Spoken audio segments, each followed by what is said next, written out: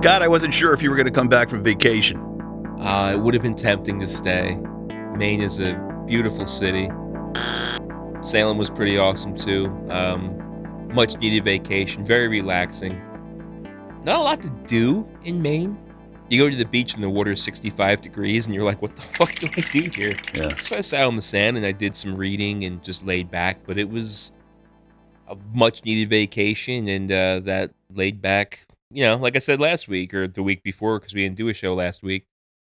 It's all about what you make it, Did you get any whale sightings going on? No, we didn't go on any whale trips or anything. Oh, you were like going to that. do it. Yeah, we were, but we didn't. Oh. I did do some more reading. It's not the time of year where whales are seen. They weren't even really trying to push whale excursions or anything. No? No. So my trip was basically going from beach town to beach town, looking at different lighthouses, eating lots of lobster, and just relaxing. That sounds like a pretty damn good vacation. It was good. I mean, it was a 6.5 hour drive from where we're at. With stops, it ended up being like 7.5, 8 hours. But yeah, man, it didn't seem like it was all that bad. We stopped in New Haven, Connecticut on the way up. I ate this much heralded pizza that I think I may have mentioned before, like a pizza. Yeah, a pizza. Yeah, well, guess what? It tastes like a dog shit. Like, you want me to make you a New Haven style pizza? I'll go out, light the grill, and just scorch the bottom of it till it's black. It was like eating fucking like burnt offerings. So that's the first bad pizza ever. Maybe. It's impossible to make bad pizza, they say. Dude, and the line outside, we would have had to wait in line for like 2 hours. My sister-in-law and her family got there before we did, got there right when the place opened. They left before we did. They have a further drive, so they like overcompensated and left and got there like right when the pizza place opened. They were like one of the first ones sat.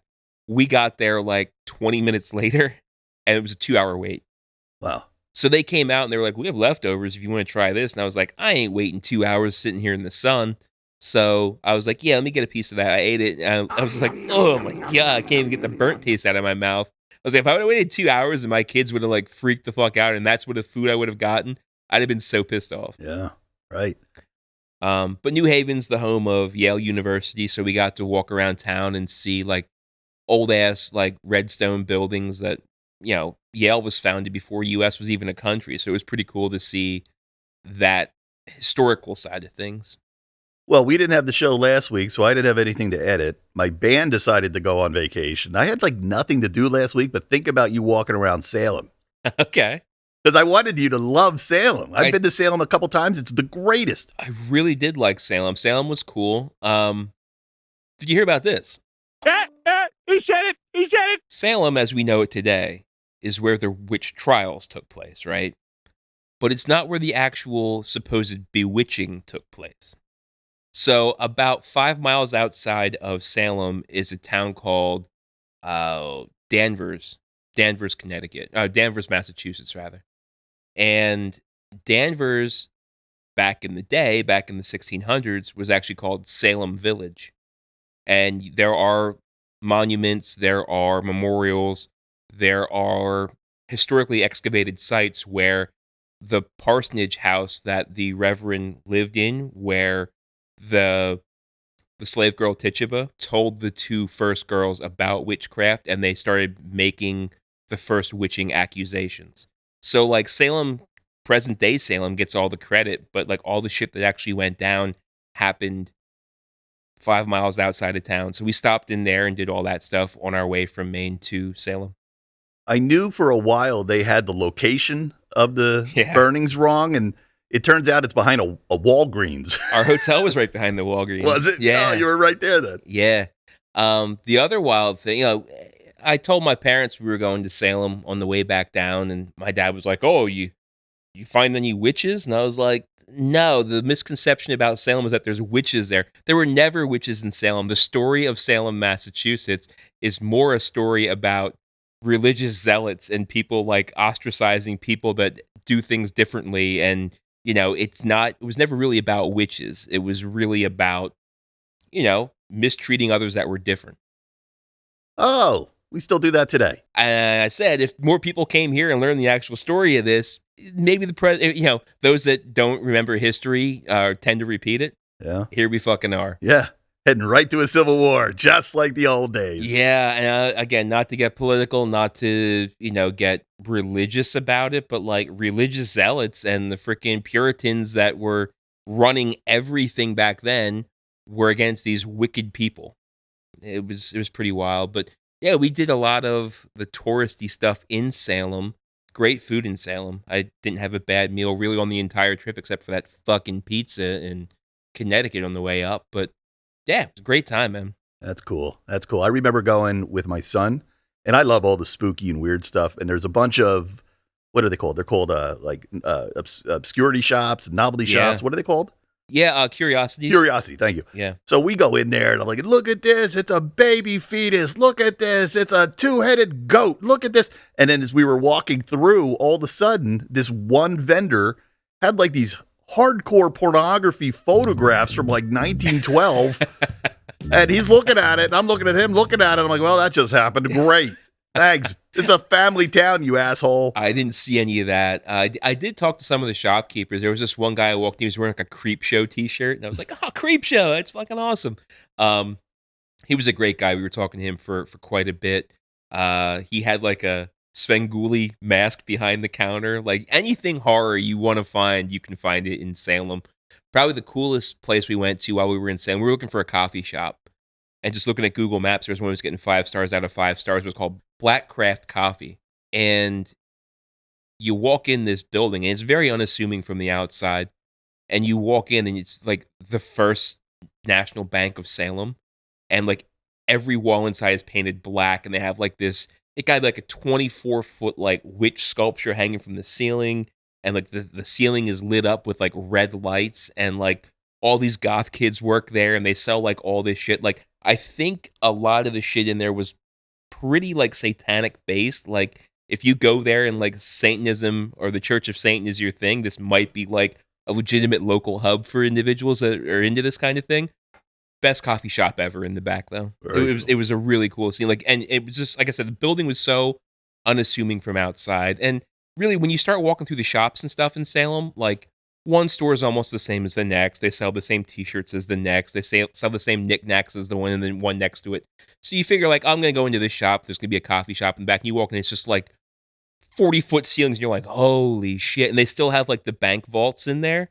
And inside the one bank vault, they have, like, this, like, macabre tiki bar set up. And you can get, like, they had, like, Beetlejuice tiki mugs and, like, Jason Voorhees tiki mugs and shit you could buy. And the other one still had, like, all the original bank safety deposits in it, and they were like all like half open, and it was just like, just because of the lighting and how everything was painted black, it was just this really creepy gothic kind of scene. And it was just probably the coolest place we were inside of Salem. The first night we were in town, we went out for dinner at this place called Flying Saucer Pizza, and their whole thing was like a pizza shop. They do like a special slice every day, and their entire interior is decorated with like all Star Trek, all Star Wars, all vintage stuff. They had like toys around the side of the booths and stuff like that. Autographed Star Wars pictures on the wall. Like it was a really cool scene. That's great, man. Yeah. We ought to go up in October. You and me should go. Oh. And I don't like people. Oh, I don't either, but that place, it's got to be out of control with Halloween. Yeah, we talked about people we watch on YouTube. Adam the Woo was up there last Halloween. Unbearable with people. I'll just watch Adam the Woo then. Yeah, I'm going to travel vicariously through him for the Halloween in Salem. Thanks for taking the bullet, Woo. But yeah, man, I came back. Got to come back to real life. You can't live on vacation forever. And thank God I did, because we take 1 week off and the entire world goes to shit. We have celebrities dropping like flies. We have people shooting ex-presidents. We have current presidents dropping out of presidential race. What the fuck is going on around here? I don't know. You can't make this. I mean, if you were watching a movie and all this was happening, you'd be like, that's bullshit. This could never happen. I think I sent you a text. I was like, oh, another celebrity bites the dust. And before I even click send on that, another one bites the dust. Yeah. R.I.P. Richard Simmons. Yeah, yeah, he didn't even make my agenda today. Oh, I've already forgotten about him. Richard Simmons. Dr. Ruth died the same day, I think. Dr. Ruth, right. Damn. No, don't talk about it anymore. Okay, otherwise... we'll get into that segment. But yeah, I had to come back for the good of Hollywood. Yeah, see what happens. For the good of the world. See what happens when you go on vacation, damn it. Well, who was there to pick up the slack? Somebody has to watch the world while I'm away. Well, I'd like to tell you that while you were away, it must have been the Kiss episode 2 weeks ago, because all of a sudden we spiked in traffic, and I can't tell you where it came from. Yeah. That was cool. I did see that. Must have been your editing, because I didn't have anything to do with that edit. I think one of our listeners actually told somebody about us. Told a friend? Thank you so much, whoever you are. Very much appreciated. I did hear some, I don't know if we're ready for mailbag. Do you have any mailbag? We don't. I do. Mail, motherfucker. I heard from Brother Chris, who gave us the movie music game that we played a couple times now. His question was, dude, how does Bill not know about Kiss and Howard the Duck comic? Made it sound like it was very much common knowledge. I said, I don't know, man. I knew about it, and he was surprised that you didn't. Oh, I actually did. I think I was more surprised that you knew were surprised that I knew about it. Yeah. Okay, then it was a misunderstanding. All right, fair enough. I don't know how everybody knows about Howard the Duck. Like, I thought he was such an obscure thing, except for the 80s movie, but people do. I know people that didn't even know he was a comic book character. Really? Yeah. I think people thought he was a Disney character. Oh, I could see that. Well, he was drawn like Donald Duck. Right. You know what? That should be a story I go into, because there was a lawsuit about it. I don't remember it enough to tell the tale now, but there was a lawsuit between Disney and Marvel, I believe. White duck, orange beak, no pants. It checks. It checks. Spiral penis? Oh, yeah. In that movie, that was the first time we're talking about Howard the Duck, the movie from the 80s, when Leah Thompson finds the condom on him. I remember going, I don't know what that is. Like, I knew it was naughty because she's like, oh, Howard. And I'm like, what is it? What is it? I remember being in elementary school asking all my friends, do you know what that was? No, none of us knew. Nobody knew. Nobody knew. Well, everybody, thank you for checking out the show. We are back, and we got some good stories to talk about today. One of the things I want to go through, I know you're a Disney fan, Disney World fan in particular. Yes, sir. Tell us about that. Well, how did you get into Disney World? Because I'm going to talk about 10 bizarre things that many people don't know about Disney World. How did I get into Disney World? When I was growing up, it was my maternal grandfather's dream to take the entire family. So my mom and dad, my brother and I, my uncle, his daughter, all of us to Disney World. Like, he didn't grow up very wealthy, but he had this dream that he was going to save up money. We were all going to take a trip to Disney World. We had everything booked. We were going to fly down. My grandmother needs emergency open heart surgery. The whole thing gets pushed back. She comes through. We reschedule. It ends up that now we're taking a bus trip down because she shouldn't fly a year after open heart surgery, I guess. So I was probably 12, 13, right around that time. I think it was like in 6th grade. Really, demographically speaking, I was probably on the older side that Disney shouldn't have appealed to me. But like, I just loved it. I liked the rides, I liked the attractions, I liked the shows. The customer service at the time was through the roof. I mean, it was like anything you wanted was just there, and people were cool about it. As an adult, my wife and I, we've been together while she was in high school. When she graduated high school, we went down to Disney World. When we got married, we honeymooned in Disney World. We've taken the kids to Disney World twice over the past 5 or 6 years. So I just enjoy it. It's a good getaway. It's always changing, especially lately with theme parks and stuff. Although last time I was down, I felt like it didn't change for the better. The Star Wars thing, nobody likes it. I enjoyed the Star Wars thing. I have Galaxy's thoughts. Edge. Cool. Yeah, I enjoyed it, but I think I have thoughts on how they could make it better as a Star Wars fan. Yeah. But yeah, I mean, I don't know. I've just always kind of been a Disney fan, and specifically a Disney parks fan. Like, I'm not in love with Disney animation or all Disney movies or Disney. I was never a Disney Channel kid growing up, but specifically a Disney parks kid. I think we talked on an earlier show. I'm a big theme park fan. You're not going to get a better themed park experience than you are at Disney. Yeah, I went as a kid. I've been there 3 times. 1 time as an adult, but 2 times as a kid. 1 time as like a 8-year-old. And it is a magical place for an 8-year-old. I wonder now if kids who are going have the same exact experience as us, because for us, Disney was a lot more unique. There wasn't a million Pixars and a million different animation studios. It felt like a world that was like no other. And then you go walking around the park and you feel like you're in the world that you see on TV. Yeah. The kids now, who have now seen so much Disney Channel, are they really moved the same way we were, or are they just saturated with Disney and it's not that impressive to them? My kids like it. Having said that, I see the ages that they're at now with 12 and 10. Next time we go down, it's probably going to be more of a Universal Studios trip than a Disney trip. I like Universal Studios too. I was only ever there once, and it was during the heyday when you can go on Confrontation and Jaws and Back to the Future and like the originals. It was Yeah. fantastic. Now, I think the only thing that's there anymore of those things, or like E.T.'s still there. Everything else is gone. Really? Yeah. Huh. The Back to the Future ride, I remember Back that. to the Future is now Spider-Man. Okay.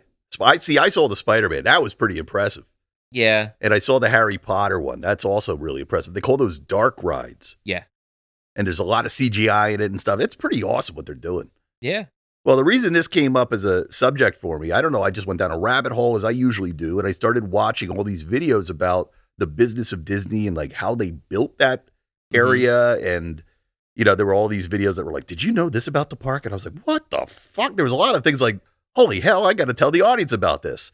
So that's the impetus for what we're going to talk about today. I'm curious how many of these 10 you've heard of. You're curious if I heard about this? Yeah. I'm pretty sure I probably know all of them. Well, did you know this, that Disney World has a problem with unofficial tour guides roaming the park?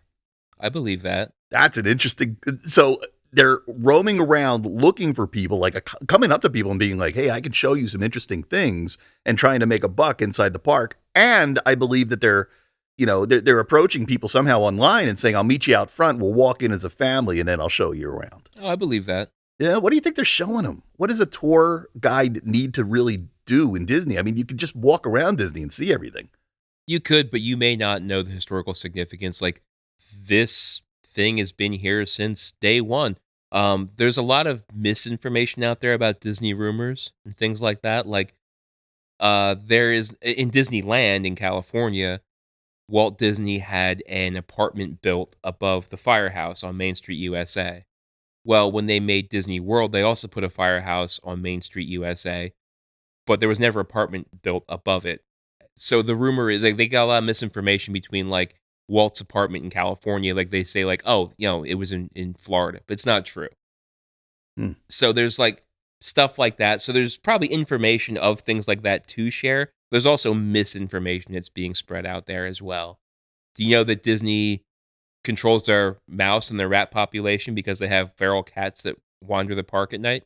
No. Yeah. That didn't make my list. Yeah.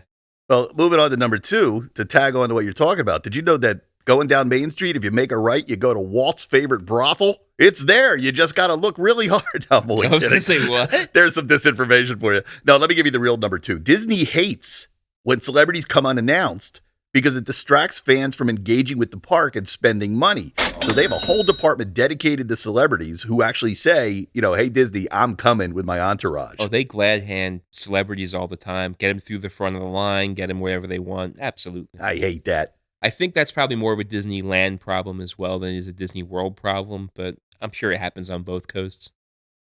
Disneyland. So when I go to LA, I have to do a talk in Anaheim, and it's the Anaheim, the convention center. Yeah. And it's right next to Disney. Like literally, I look out my hotel window and I see all these slides and not slides. It's not a fucking kiddie playground. It's the state fair. Yeah, right. But it's so different than Disney World. Sure. Yeah. It doesn't seem the same. It doesn't have the same vibe from the outside at all. It's like right in the middle of a city almost. Not a city, but like a busy town. Here's a real life factual thing to build off of your Walt's favorite brothel joke. That was so good. Do you know when the Magic Kingdom first opened, so many of their attractions and their stores and everything were based on like corporate sponsorships? There was an actual bra store. They sold brasiers on Main Street, USA. Oh, for real? For real. Huh. Like the most out of place thing you could imagine. Yeah. It's right there on Main Street. Why? Why did they think that would... What mom is going to walk into a bra store with their kids and be like, oh, I need that Minnie Mouse bra? Oh, I don't think they were themed. It was just like a department store where you can go in and get properly fitted from this company. And why? Because they had a store to fill. So Walt announced Disneyland in, I want to say, February, and he promised to have it open by January 1st.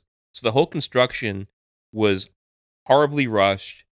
They needed things to fill spaces. So if they had a storefront, they needed to put something in there, and they had a store or a company, regardless of what, that was going to give them money to promote their product, we got a bra store now. Oh man, that's funny.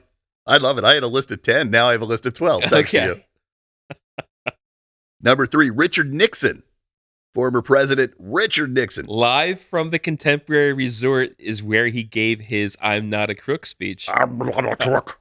Also, from the Contemporary Resort, that is where the Beatles signed their desolation. Like when they dissolved the Beatles, Yeah. the Beatles broke up from the Contemporary Resort from Disney World. Oh, I didn't know that. Yeah. But yeah, the I'm not a crook. I'm not a crook happened there, and the Beatles signed their breakup papers there. Who's doing business and shit like that at Disney World? Contemporary actually is a huge convention center. All right. I thought that was interesting, but the Beatles broke up there. Mm-hmm. That happened. That's real history. Wow. Second floor of the Contemporary, you can go. So the monorail goes through the Contemporary. If you get off the monorail and go to the second floor, they still have the auditorium where the "I'm not a crook" speech was given. That's funny. Yeah.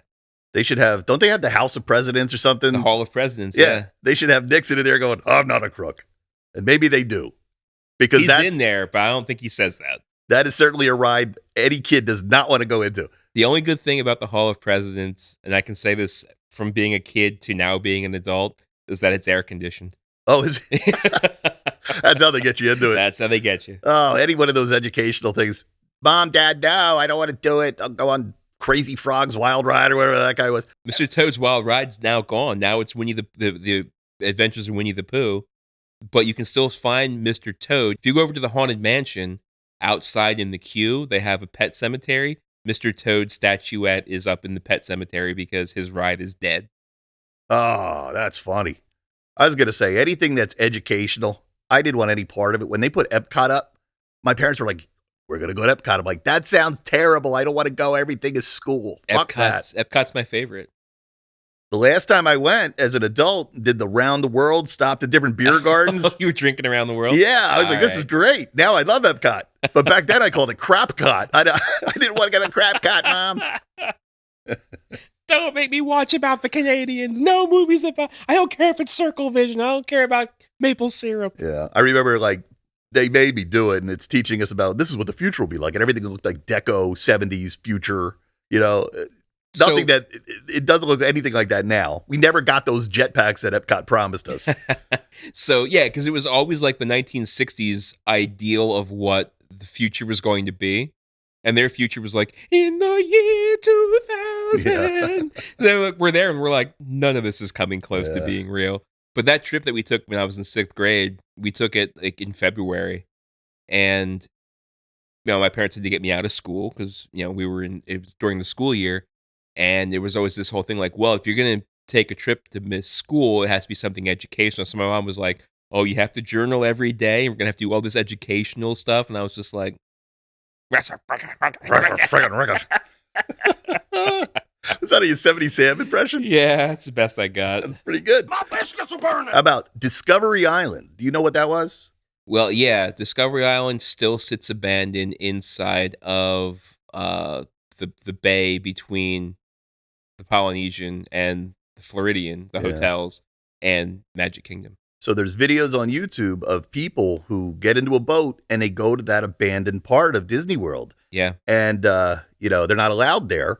But there's a great video out there if you guys search for it. It's a video of a guy who gets into a boat, goes there, and starts filming his experience. And he looks right up at a video camera and he goes, uh-oh, I've been caught. Like he knows he's been caught. Yeah. So he starts to hide.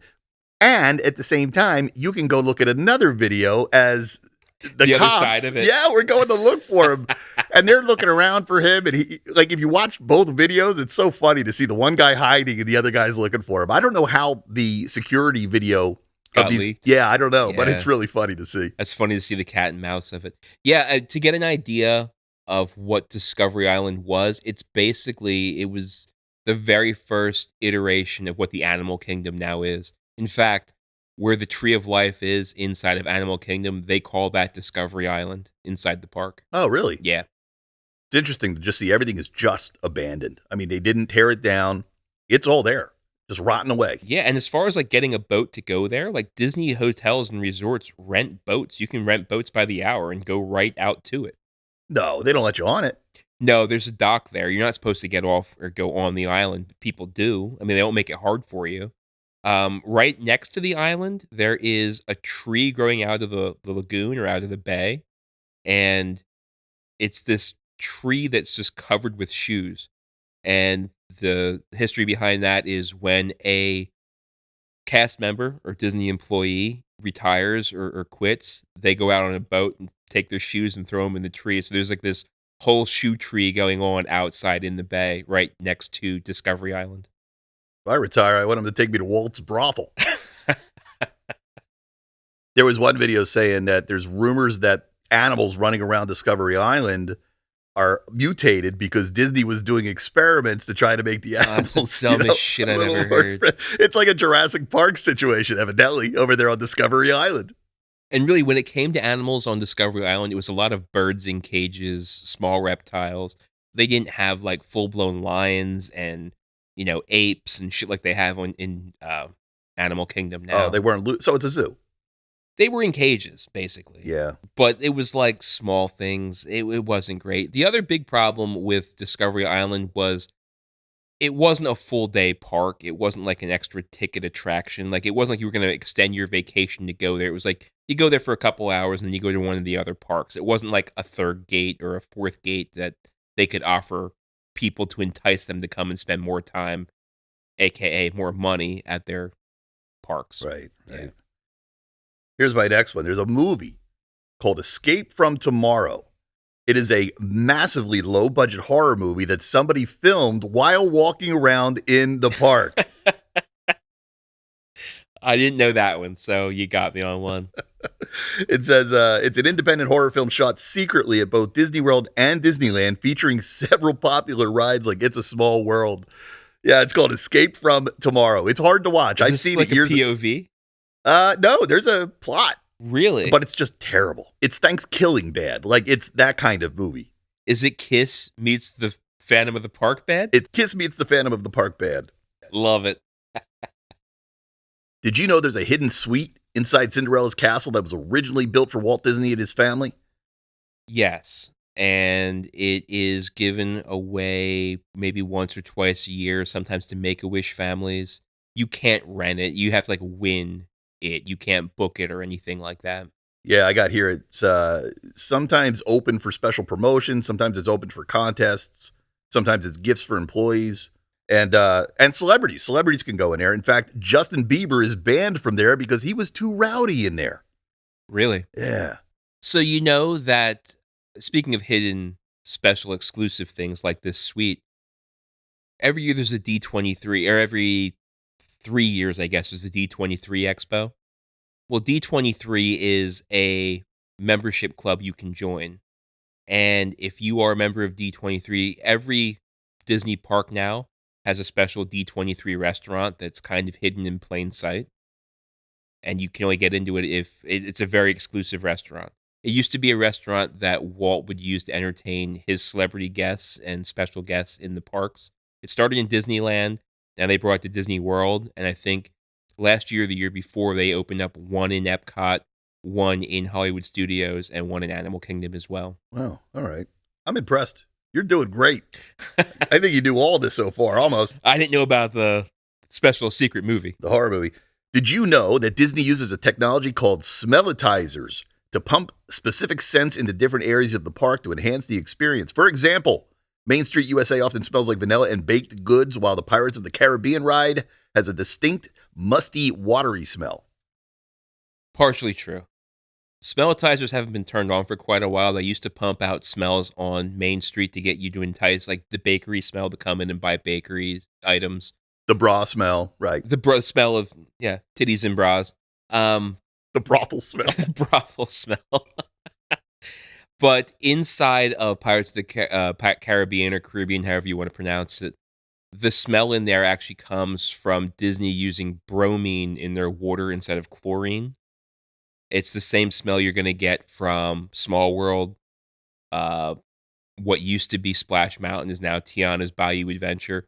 All their water rides use bromine, which has that distinctive smell. So they're not using smellitizers in Pirates of the Caribbean. It's really more how they're treating their water. Who was the movie producer or movie studio that was trying to do smell-o-vision? Remember they were putting out movies that were at certain times, like they would then suddenly something would spray in the movie theater and you'd smell it. I don't remember that at all. Smell-o-vision. Maybe it's a trauma thing. I mean, I don't know. I'll have to look that up. So to speak of, I mentioned when Disneyland first opened up, they were using sponsors for everything.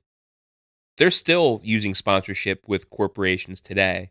And currently in Disneyland, I want to say, the Dumbo ride, it's sponsored by Scentsy, the multi-level marketing company Scentsy. And outside of the ride, they have like elephant statues and they will pump out smells and you're supposed to guess what the smell is. And it's like a Scentsy smell that you can then go online and buy. That sucks. It's stupid. When did that start to happen? They've always, like ever since the beginning, they've always done corporate sponsorships. The Scentsy thing, maybe within the past year or two. The Swiss Family Treehouse, brought to you by Summer's Eve. Did you know that each Disney character has a specific way they sign autographs and only trained cast members who perform as those characters are allowed to sign in that style? Yes. That's interesting. So you get the job to be Goofy. Part of what you got to learn how to do is sign the Goofy way. So Big it Y always on the end. Yeah. Pluto always signs with a dog bone underneath Pluto. They draw a dog bone underneath it. Yeah. Do you think you get the job as Pluto and you stay Pluto the entire time you got the job? Or do you wake up and you go and they say, hey, today you're going to be Minnie? I think you can get cross-trained. You have to have the right build to fit into the costumes because they're not going to like shock kids by doing stuff like that. I'll tell you who probably makes a lot better bank than costume actors. Face actors, the people that play any of the princesses or Peter Pan or people that actually use their actual face instead of wearing like a mask, they're really making bank. People that play like Tinkerbell or Cinderella or Princess Jasmine, yeah, they have those jobs for as long as they want them, it seems. I knew a girl whose dream was to work at Disney. She just wanted to work at Disney World. And she did tell me, she's like, it's hard. It's hard to get in there. There's a lot of people that want to work in there and especially want to be performers in there. Yeah. And notoriously, they're not great payers. I guess they got you over a barrel. If you're a diehard fan, they're like, yeah, we know we'll get people working for cheap. Sure. Just to hang out with Mickey. Sure. Just to say that you did. All right, let me read this one to you. Do you know what the ballroom scene of the Haunted Mansion is? You go across the balcony at the top and you look down and you see the ghost dancing with the Pepper's ghost effect. Right. Yeah. The Pepper's ghost effect. Can you explain that? Down below, underneath the balcony you're on, are actually the spinning mannequins. By projecting light on them, it looks as though they're ghostly images, transparent images down in the ballroom. Yeah, such a cool trick. And it's old as can be. Like, it's stuff that they used to use back in, like, the 20s and, like, vaudeville and shit like that. It's not, like, groundbreaking technology. It's not the screens that you're seeing on, like, these new futuristic rides in Universal. It's, like, very simple, but shit, still very effective. Do you know about the spider? There's a spider in Disneyland that they put there, a rubber spider, because somebody back in the 1970s brought either a BB gun or a real gun on the ride, shot the huge sheet of glass that makes the Pepper's ghost effect possible, and put a spider crack in the glass. The way that the building was built around this giant, like, I guess 20-foot, 2-story pane of glass, they can't replace it. So rather than replace it or hide it, they put a rubber spider to make it look like the spider crack from the gunshot is actually a spider's web. Yes, that's crazy. Yeah. So like real fans of Disney World, they'd love to go through the ride and look for the spider. Yeah.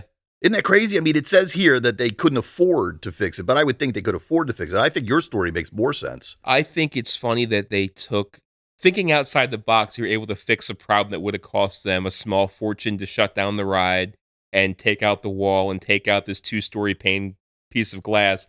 And they bought like a 99-cent spider from the dollar store and just stuck it on there. It was like, problem solved. Oh, they do what me and Amy do when there's a hole in the wall. It's like, hey, let's put a picture of it. Let's put a picture over it. And here's my last one. Walt Disney purchased the land for Disney World through a series of secretive transactions to avoid driving up prices. Using fake company names like MT Lot Real Estate, Disney acquired 27,000 acres in Florida for approximately $5 million, equivalent to around $180 per acre. This strategy allowed him being Disney, to keep the land purchases relatively low cost and under the radar until the entire acquisition was complete. Yeah. That is that even like ethical? I'm not sure. Well, it was basically worthless swampland, right? So they used code names. It was known as the Florida Project, but they didn't announce the Florida Project until they already owned the land. And he would purchase the land through other people, through other like these fictitious names.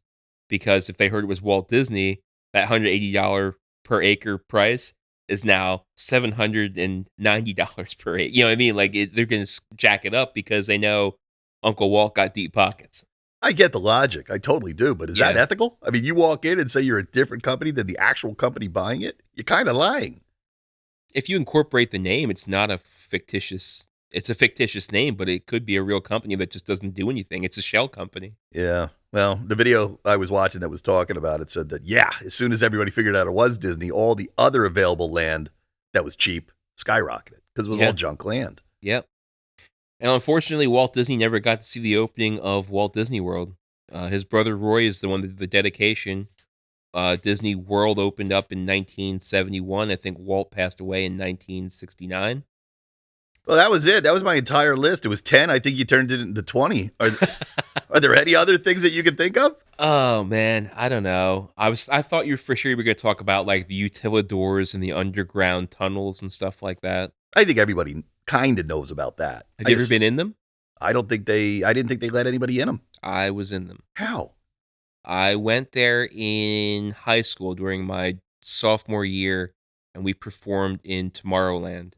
And they did all the band staging and stuff. The jazz band staging happened underneath Tomorrowland stage, which was part of the utilidors. No shit. Yeah. Yep. My son did through his high school, did a marching band thing down Main Street. Yeah, I did that too. That was part of the same trip. So he probably saw the secret underground layer too. It's possible.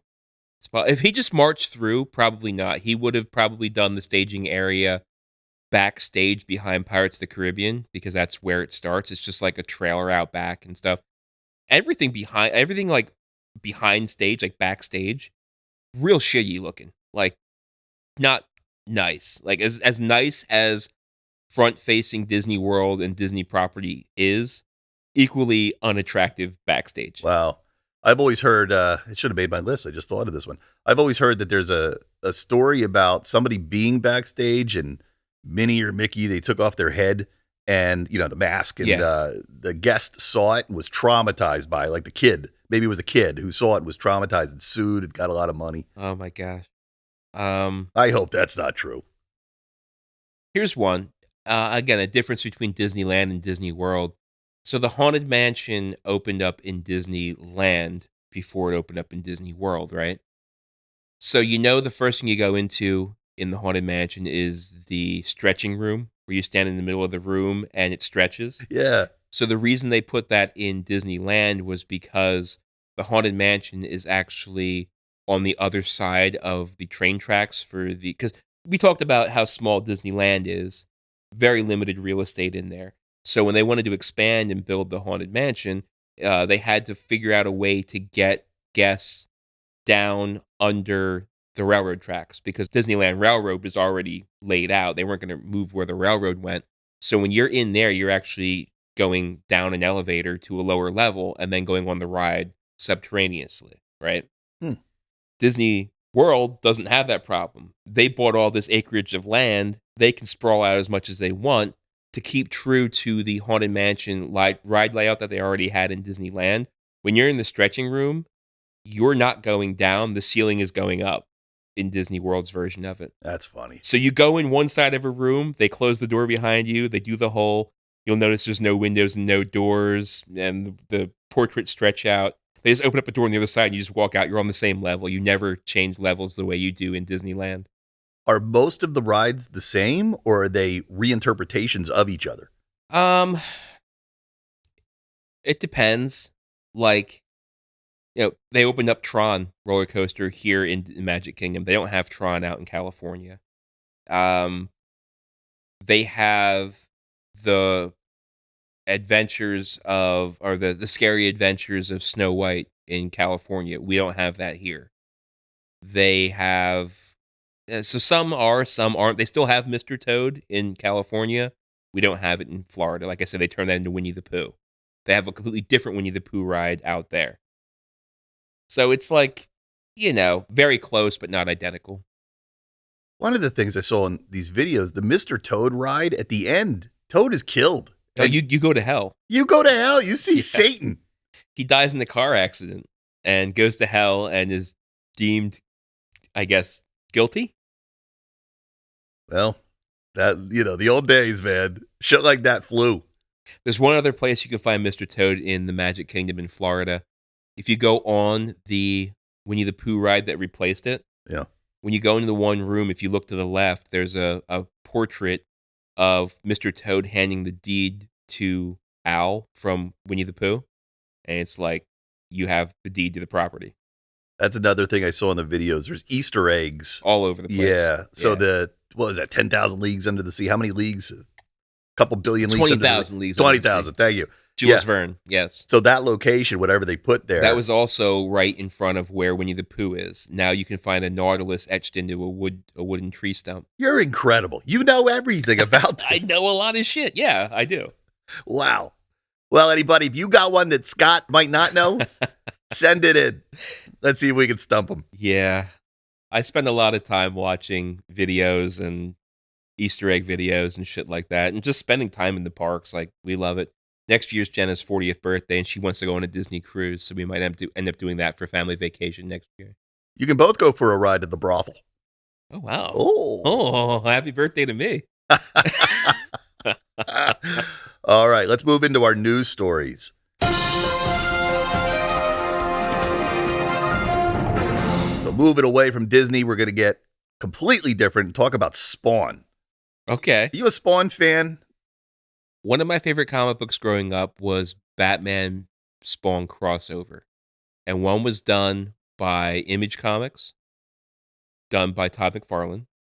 And the other was, one was Batman meets Batman Spawn, the other was Spawn Batman, done by DC. And great stories. And they were some of my favorites. When it came to the movies and the video games and all that sellout shit, I wasn't a fan. But I was a big fan of Image Comics when I was growing up. It was like the fringe comic. It wasn't Marvel. It wasn't DC. It was its own thing. I liked Todd McFarlane too. So he was an artist for Marvel. He drew a run of Spider-Man and Venom, and he just had a really unique style. He did Batman too. I have a few of his Batman covers that, aged pretty well as far as what they're worth. Cool. I didn't know he did Batman. Yeah. I'd like to see that. So I guess, Marvel and him parted ways. So he said, well, he drew Venom so well. He's like, let me make another character that's kind of Venom-like. And that's where Spawn came from. Yeah. That's my understanding anyway. So they made a movie years ago, maybe the 90s. And it was terrible. One of the worst Spawn, worst CGI ever. The ending is so bad. John Leguizamo plays clown. Yeah. It was a good movie otherwise. And there was a kid, they crowbarred some kid in to try to make it a PG-13 movie. I guess it started out as an R movie. They wanted to soften it. So I guess for those that don't know, Spawn, the story of Spawn is he was killed, went down to hell, made a deal with the devil that he would hunt demons and things that went against the devil's wishes in order to be reincarnated so he could live with his wife and see his son again. Of course, the devil with his tricks, when he came back, he was horribly disfigured, had to wear a mask all the time, had this crazy cape that was like alive, basically, almost like Doctor Strange does with his. But yeah, he would just like punch the shit out of demons and stuff like that. It was pretty wild. That's why I thought it was a Venom type thing. He's like, I can't have the suit be the thing that stretches out and creates all of these, octopus tentacles. I'll make the cape do it. Right. Maybe. I don't know. Could be. So Todd McFarlane's long in development Spawn movie, they've been talking. I think we talked about it on this show not too long ago. The long in development Spawn movie just got a major update from producer Jason Blum of Blumhouse. My least favorite fucking. No one like that. So it looks like Blumhouse is making this. So it says here the Spawn reboot movie produced by Jordan Blum, who is not apparently related to Jason Blum. I mean, how many Blums work at the Blum, studios? He revealed that the film has undergone a title change and will now be known as King Spawn. Hail to the king, baby. The new title comes straight from comics, where King Spawn is an ongoing series that launched in 2021 featuring the original Spawn, Al Simmons, as he finally finds his place in the war between heaven and hell as a leader. Oh. Yeah. So it's going to just go right down the Spawn storyline and pick up somewhere deeper into it. I'm okay. I don't need to see him turn into Spawn again. Yeah, I don't need the whole other origin story and all that bullshit. Yeah. Now, I hate Blumhouse. I hate that they're just taking all the properties and remaking them. Yeah. I hated what they did to Halloween. Yeah. Think this will be good? Historically speaking, I don't have anything to... It doesn't give me any reason to believe it's going to be better, but I can hope against hope that maybe. Yeah, maybe. Like, I'm Maybe. actually kind of excited for this. I'm just sad that it's Blumhouse. You mentioned Halloween. Like, I wanted the Halloween remakes to be better. Yeah. You know what I mean? Like, I want Spawn to do well. I just don't have a lot of hope that it's going to be. Yeah, me neither. Yeah. With special effects now, I think they could probably do a hell of a better job. Yeah, and the joke about the whole Spawn special effects in 91 was just like the background was just like a repeated background over and over again. Oh. It was so bad. It's so bad. It's so bad. I hate anything when they just put a kid in to soften it. Yeah. Remember Iron Man 3? There was a kid the whole Oh, time. that's right. Yeah, I hate that. I hate that move. Damn. Remember they put 7 into the Bundy household? That's right. Jump the shark. We don't need that shit in our Spawn. 7. Oh, this next one is funny.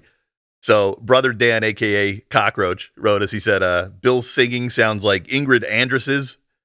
Yeah, I didn't know what he was talking about, and then I watched this girl sang the national anthem at the home run derby. Yeah. That happened the Monday I was on vacation, and I watched it the next day after I got this text message, and I was like, holy shit. Yeah. I've never heard of her, but she's some kind of award-winning, well-known to certain country people, music singer. Yeah. Yeah. She was so out of key singing the Star Spangled Banner. I guess that was the joke Cockroach was trying to make, that I'm a bad singer. Fuck you, Cockroach. But man, did she butcher that. She writes on social media, I'm not going to bullshit y'all. I was drunk last night. I'm checking myself into a facility today to get the help I need. She then apologized for her performance, sharing, that was not me last night. I apologize to MLB, all the fans in this country I love so much for that rendition. I'll let y'all know how rehab is. I hear it's super fun. What a weird thing to say. That is a very weird thing to say. The crazy thing is, like, it was the home run derby, right? Like, it wasn't the All-Star game that happened the following night. Oh, It's like an event that they have for a handful of guys that they invite to come out, and just people come out and watch them hit home runs and catch home run balls. That's what it is. It's not like a huge event. You blink and you miss it kind of thing. It has no bearing on anything whatsoever as far as the sport of baseball goes. And like, this girl coming out and singing like that brought so much more attention than the actual event itself would have. listen, I play in bands. I drink when I play. I've never been that out of key. How is she such a beloved musician who sings that bad when she's drunk? You know, it's like, how many times have you had a drunken night, woke up the next morning and went, oh my God, I'm going to have to apologize to this person or this person. She woke up and said, I have to apologize to the nation. The nation. Holy shit. Well, you know, there's always all these online things about like horrible ceremonial first pitches to baseball games that celebrities do, and like they do terrible pitches. Remember Baba Booey had one? Yeah. Baba Booey. So that's not an uncommon thing. It's also not that uncommon for people to have horrible singing renditions of the national anthem. Remember Carl Lewis? Yep. Remember Roseanne Barr? Roseanne Barr is another one. Now, Roseanne Barr was doing it she thought it was funny when she covered her ears and just screamed the national anthem. Carl Lewis was like earnestly trying to sing it, and like he knew it was going bad because he was like, "Uh-oh." Yeah, right in the middle of the song. I'm gonna bring it home, people. I'm gonna bring it get home. it. Don't worry, I'm gonna get it right in I'm the gonna- middle of the song. Here we go. We're gonna bring it back now. I would have just fell on the ground, gotten in the fetal position, and just waited for it all to end. Just wait for the jet flyover to happen and just drown it out and save you. Play them off. Play them off. Oh, if you're gonna go down in flames, you might as well make it as as memorable as possible. Yeah, so good. All right, here's one from the New York Times. Jack Black ends Tenacious D tour after bandmate jokes about Trump shooting. Oh, man. Yeah, this kind of hurt. You a Tenacious D fan? I am. I am too. Yeah. And I read this story and I was like, they were in Australia. Yep. Jack Black, I guess it was Kyle's birthday. It was Yeah. KG's birthday. He gave him a piece of birthday cake with a candle. Said make a wish. Make a wish. KG's response was, I hope next time they shoot at Trump, they don't miss. Or I wish the guy had better aim. Or something like that, along yeah. those lines. And like, Jack Black was so taken aback. Like, he doesn't condone political violence of any kind. And okay, great. But like, I don't know. I know. Worse things have been said that didn't break up great acts. Yeah, when everything happened with the Trump near assassination, I was like, who's going to be the first guy who's going to say the wrong thing? And who knew it would be Kyle Gass? Right. The guy nobody knows his name. He's the other guy from Tenacious D. Like, I get it. Jack Black is an outspoken pacifist, and he doesn't want any connection with Tenacious D and the other guy's statement reflecting on him. And okay, and he immediately apologized, and I guess they finished the show, but then they suspended all Tenacious D activity for the foreseeable future, and I guess it's completely dissolved at this point. There's no future in sight. Yeah, I don't know. And since that happened, KG came out and he was like very apologetic and like, I was kind of put on the spot. I just said it. I didn't, whatever. I knew it was going to have this kind of backlash. I think he's more sorry about the backlash than he was about actually saying it. Yeah, probably. Yeah. I mean, I know a lot of people strongly hate Trump, and I never heard them say, well, I wish he were dead. Like, that's just, you go to that level. Yeah. That's a dark level. Yeah, man. I wasn't okay with him saying it either, just because I'm kind of like Jack Black there. I'm not really a fan of anything like this, so he just makes a joke, and it's just a bad joke. It wasn't even a great joke, but he should know better. At the same time, it wasn't even like a huge zing either. You know what I mean? Like, it wasn't impactful. It wasn't great one way or the other. No. You know what I mean? It was a throwaway bullshit mean joke he didn't think about. He's supposed to be a professional comedian. Yeah. Be funnier. Yeah. And I'm no Trump fan, but I was even like, dude, what the fuck? The timing of it, too, like the assassination attempt was on Saturday, and I think the concert was on Sunday, so it was like less than 24-hour turnaround, and he's saying this. Wow. Yeah. That's something. So how do you think Jack Black was like? He heard, he probably right away went, oh, shit, right? Did he have to do the rest of the show and pretend like it didn't bother him? And then they go backstage, he's like, what the fuck did you do? I didn't see this. Yeah. The only thing I know about this is what I've read in these stories. Same. In my head, I want to envision that it's Mike Myers standing next to Kanye West when Kanye West comes out and says, President Bush does not like black people. And Mike Myers is like, huh? And Mike Myers is standing there with the look on his face. You can see him like inching slowly off the you can see in front of the when camera. The shit leaves his ass and fills his pants because he's like, I didn't sign up for this. That's what I want to envision Jack Black looked like when KG said that. Oh, that's so funny. I remember that. That was like, when Kanye said that was like one of those moments like the Will Smith slap. Yeah, it's one of the best live moments ever. I'd say he did a double take, but he did like a fucking deca take. He was like, oh.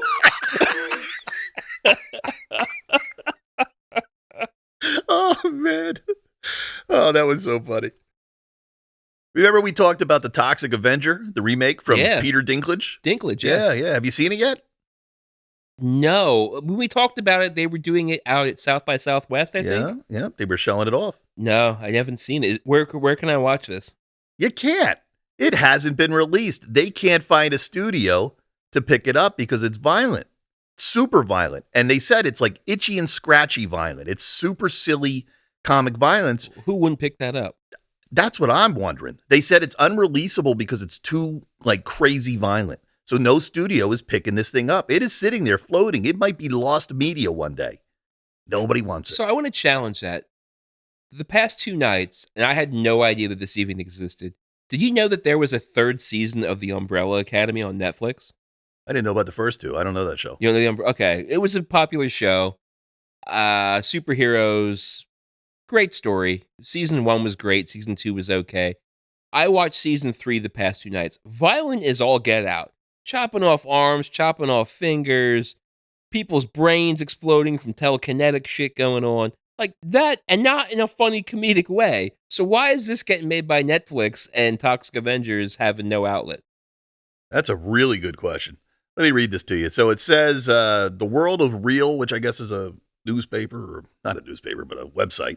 Newspaper. How old am I? What's a newspaper? Some people don't know what some kids don't know what a newspaper is. That's funny to me. Now today, World of Real is reporting that director Macon Blair's film is currently considered to be unreleasable. The site spoke to a producer of the movie and told them that the Toxic Avengers commercial prospects are too out there for any sort of traditional theatric release. This would explain why the movie still has no confirmed distributor. Now, there has been a good amount of excitement surrounding the Toxic Avenger, and it's even getting good reviews at film festival screenings. The movie currently has a 92% on Rotten Tomatoes. Here's an excerpt from their report. Quote, filmmaker and producer Adam Masnick recently went on Twitter X. Is that what we're calling this now? Twitter/X? Just call it Twitter and be done with it. And confirmed that the film has been deemed not safe enough to market, which he claims is why no one has stepped up to distribute it. When all is said and done, it could maybe even turn out to be lost media. That's where I got the line earlier. I've never heard of lost media. It's like I guess that's what they're calling the things that you write off. Yeah. So I don't know, man. It's crazy to me that this thing cannot find a home. Here's a funny, violent thing. Aside from the Umbrella Academy, but Deadpool. Deadpool's coming out this week. I'm going tomorrow, baby. You're going 6 tomorrow. o'clock p.m. That is the definition of current, hugely hyped up media that is slapstick comedy and over-the-top violent. How would Toxie be any different? Well, if it's trying to be as gross as trauma movies, that's why. Could you get enough. a trauma movie out in the theaters now? No. Would I call a trauma movie itchy and scratchy style slapstick? No. No? I feel like that's more like Looney Tunes. You know what I mean? Looney Tunes gore. I guess. But trauma is a lot more like gross out humor, not itchy and scratchy. Yeah, that's true. Yeah, I want to see this thing. Now I really want to see this thing. Yeah, I kind of do too. If anybody out there has any bootlegs of it, send it our way. We won't tell on you. No. I got nothing to gain. I want to see it before it gets deleted from the servers and becomes a tax write-off. We like talking about video games. We like talking about video game studios like Activision. Oh. So Activision Blizzard, you know what Blizzard is? Blizzard made World of Warcraft. Yeah, they made Diablo, which I like. Yep. Activision Blizzard is reportedly already making games with AI and quietly sold an AI-generated microtransaction in Call of Duty Modern Warfare 3. All right. Duty. This one's a little bit lengthy. Let me read this to you. So Activision Blizzard, among other big-name video game companies, is reportedly already using generative AI to create some of the world's biggest games.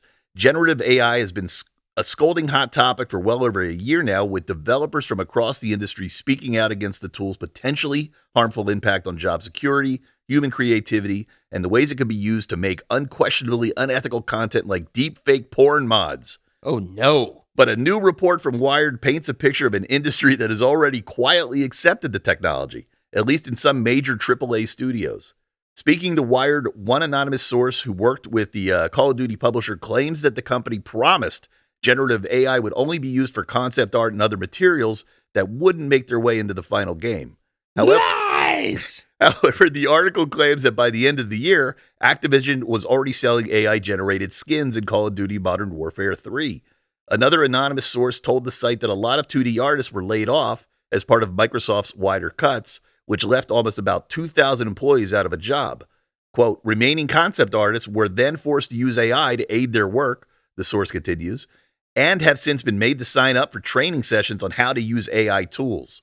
That's because for now, 2D art assets are easier for AI to conjure up, meaning concept artists, illustrators, graphic designers, and more jobs are all at higher risk. Sure, that makes sense. Starting to happen. Yeah, I mean, at least it's starting off this way. And it is going to start off slow like this. It's like they're at least trying to get training for these individuals on how to use generative AI. They're not using generative AI to create full-on levels yet. It's going to happen. Right now, it's just skins. Skins don't impact the game or the gameplay or the game the game design, the game visuals maybe, but not how the game's played. I watched a demo the other day of somebody asking ChatGPT to make a game, and we talked about it before. Like, it's getting better. Sure. The games are way better. The technology is not slowing down. No. I mean, it's not making Doom yet, but it's making 2D side It's the scrollers. platformers. Yeah, we talked about that. You can go on and put in images, and it'll turn like a drawing into a 2D platformer. Yeah.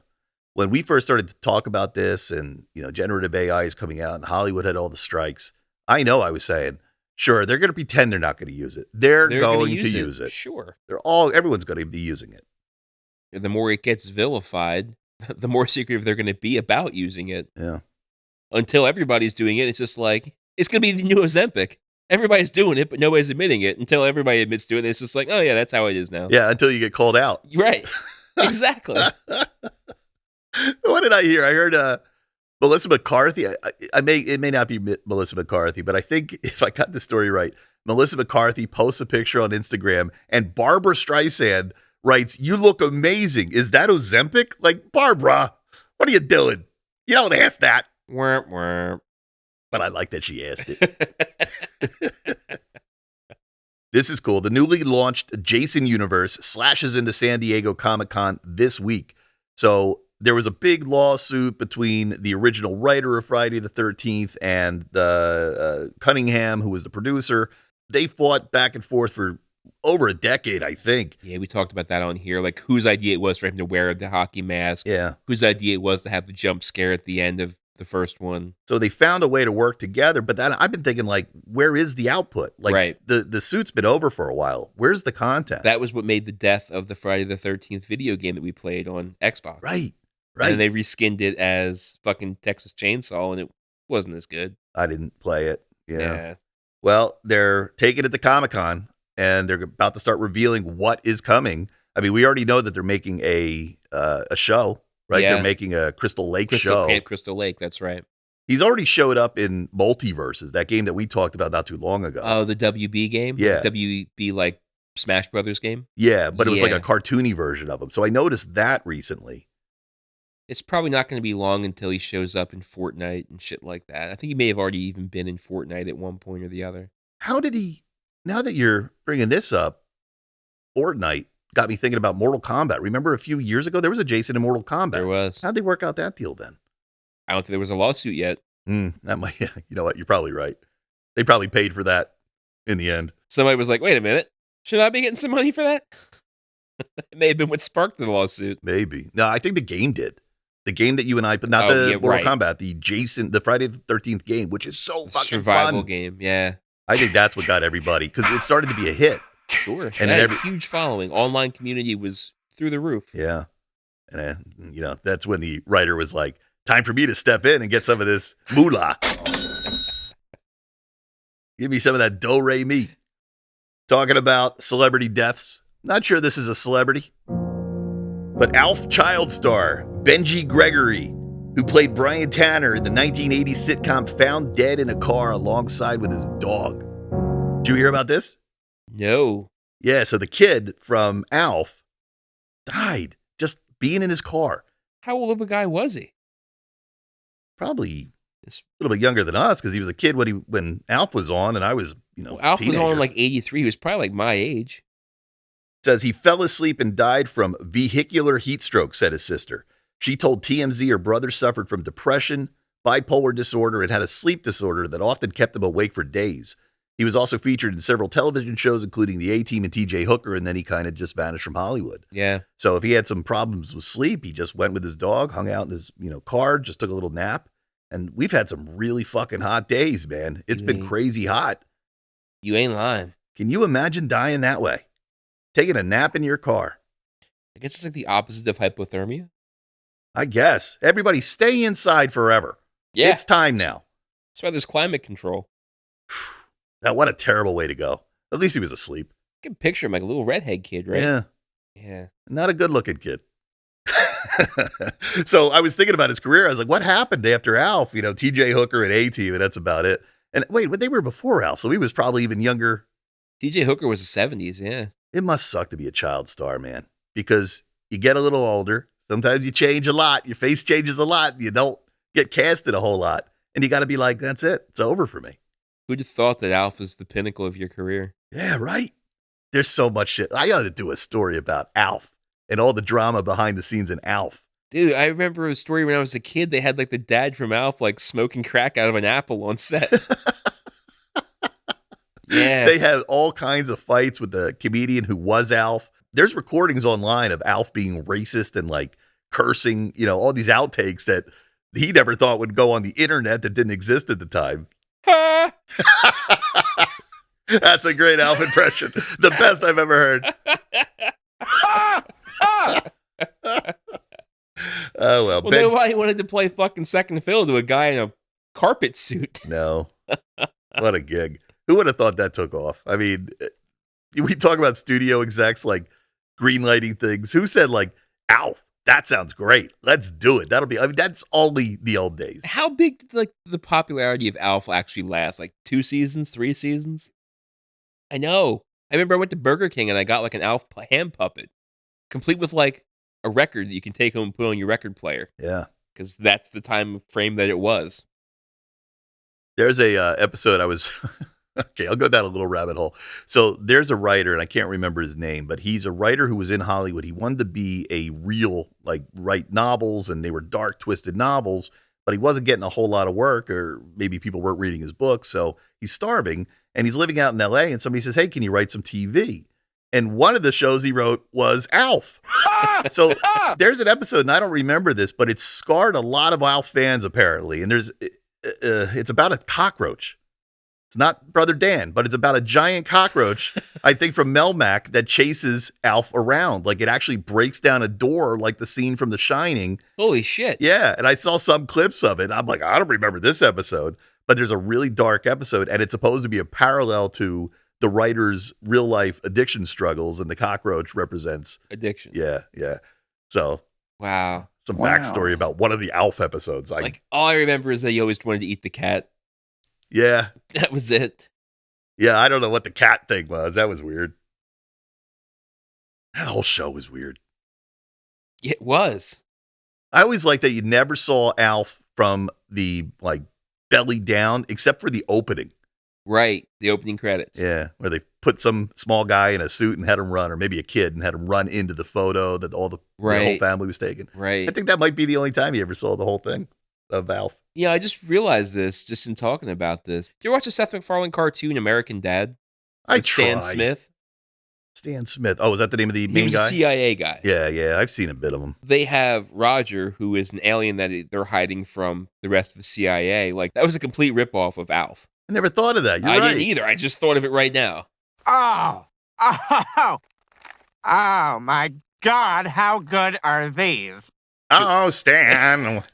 Who ate all the pecan sandies?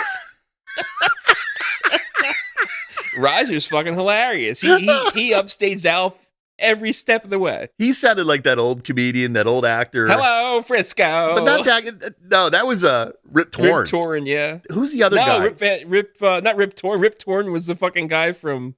Oh, yeah. No, he was a real actor. Not Rip Van Winkle. No, Rip Taylor. Rip Taylor. Yeah. No, but there's another guy. He was on Hollywood Squares a lot. He sounded like his the name alien. Charles Nelson Riley. No, that's fucked up. That's another guy. No, there's a third guy. They all have the same talk. They all have the same talk. You're thinking of Jim J. Bullock. No! That's another guy. No, it's another guy. Oh, who is this guy that sounds like the alien from American Dad? Damn it. Roger. Oh, man. Oh, well, if you know, write in. I named all the ones I could think of that would sound like, and like Charles Nelson Riley, CNR, he's the one that, he's Match Game. Remember all those old Match games? Yeah. Oh, my. He'd take the glitter out of his pocket and throw it in the air. I can see this guy's face, and I cannot come up with his name. Damn it. Let us know, or we'll get back to you. All right, here's my last story, and it's got some drama. You know, I like to pretend I'm above drama, but I'm not. What? No. I love drama. A Facts of Life revival was sabotaged by greedy co-star, says Mindy Cohn. Did you want a Facts of Life new show? Oh, girls. There was almost... Mrs. Garrett sounded like Roger. Yes, you're right. She did. Girl. Oh, girls. We almost had a Facts of Life revival. So who was the holdout? All right, I'm going to read this to you. I love it. Was it Tootie? Hold on. So Mindy Cohn, right? She played Natalie. Mindy Cohn was Natalie. That's right. All right, so Mindy Cohn, Natalie, revealed that a potential revival of the NBC comedy The Facts of Life was sabotaged by a greedy co-star, right, in quote, greedy co-star who attempted to set up a spin-off for herself. Following the success of the 2021 ABC special called Live in Front of a Studio Audience, executive producer Norman Lear reached out about a revival. Cohn, along with co-stars Kim Fields, that was Tootie, and Lisa Whelchel, that was Blair. So it was Joe? Began discussions and even hired a writer. They said Joe couldn't make it to the thing. So it could be Joe, even though she wasn't part of the original crew who was at the upfronts. Okay. So maybe not Joe. However, one cast member's attempt to create a separate deal caused significant drama that led to the entire revival's demise. They're like, you know, whoever this person is, they're like, you suck so bad, I don't even want to do the regular revival with you. Wow. Cohn didn't say who it was. We just have to speculate. Girls. Well, I want to thank whoever it was from saving us from a Facts of Life reboot. Yeah, but now I think we're going to get like a Facts of Life tell-all via the style of the Bratz documentary being put out by fucking Mindy. Wasn't George Clooney in that for a minute? Yeah. He must have He been was the like a diva. handyman or something, right? Yeah, he was the diva. But nobody would have cared. He was such a secondary character. I wonder who it was. It's got to be Tootie. Now I feel like they went to Joe to get her to do it, and she was like, well, I got my own thing cooking. You're right. It's got to be Joe. 100% it's Joe. Why would you name everybody else that was involved with it and then say, well, it didn't come out because a co-star wanted to work her own deal? Yeah, co-star. The three were already at the upfronts with it. They're not going to go back and try and renegotiate. Yeah. Co-star like Blair. It's got to be Blair. It's always Blair. I remember, this is a crazy random memory from being young. Lisa Whelchel, like the show's over. And you know how like every once in a while a celebrity isn't famous, you don't hear about them anymore, and they say something stupid, and all of a sudden they're in the news for like a week. Yeah. She was in favor of giving children hot sauce to teach them lessons. She didn't think that was too extreme. I remember that becoming like big news, and everybody was up in arms. They're like, oh my God, she abuses her kid with hot sauce. I remember growing up, my mom would put crushed red pepper flakes if I was swearing. Wow. Guess what, Mom? Didn't fucking work. You know, your mom is Lisa Whelchel from Facts of Life. So crazy. My mom used to joke, and she goes, oh yeah, when you were teething, I used to put vodka on your gums. Yep. I'm like, are you sure you're joking? Because that totally sounds like something you would do, Mom. Yeah. Different time. Different times. Well, that's it. That's the end. That's the end. Well, good to be back. Good show to roll back into. We didn't talk about as much celebrity death as I thought we were going to. Yeah, they came so fast. I guess I didn't Yeah. put them in the... It's getting weird. It is. Does this happen to everybody who's our age? Like, did our parents go through a period where all of a sudden their celebrities were dying? Did that freak them out as much as it's freaking me out? The crazy thing is, a lot of these celebrities that died this past week while I was on vacation weren't even big celebrities while we were kids. They were celebrities before we were kids, and now we just knew of them because of like their residual celebrity status. But they were like D-list celebrities at best. Like, I don't know how I knew Dr. Ruth, but I knew Dr. Ruth as a sex lady. I don't know how I knew Lisa Whelchel. I don't know where you pulled that out of either. Of all the names you have to fucking stop the show and look up, you pull out Lisa Welch. Yeah, that one's embedded in my brain somehow. Must have been the hot sauce. It left an impression on me. Even as a young child, you were very, very drawn to controversy. I love it. Well, everybody, thanks for listening. Tell a friend. Like to see the numbers going up. It makes this even more fun. Makes it feel like I'm not just sitting here in the basement talking to Bill. So keep growing the numbers, and we'll talk to you next week.